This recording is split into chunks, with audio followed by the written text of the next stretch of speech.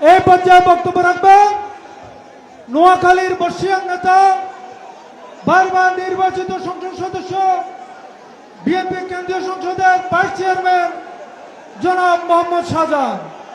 জনাব মোহাম্মদ শাহজাহান নোয়াখালী 4 আসন থেকে এমপি পদপ্রার্থী। বিসমিল্লাহির রহমানির রহিম।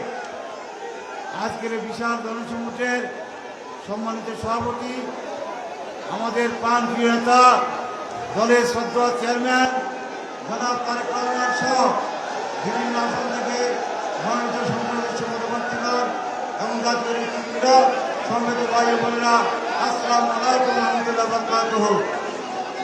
আমরা নির্বাচনের যত তারিখ এগিয়ে আসছে, যত দিন যাচ্ছে, ততই বাংলাদেশের মানুষ আমাদেরকে একটা সিগন্যাল দিচ্ছে, একটা বার্তা দিচ্ছে যে মানুষ তারেক রহমানের নেতৃত্বে দানের শীষের পক্ষে সমগ্র জাতি ঐক্যবদ্ধ আগামী 12 তারিখে ভোট দেওয়ার জন্য তারা প্রতিশ্রুতিবদ্ধ।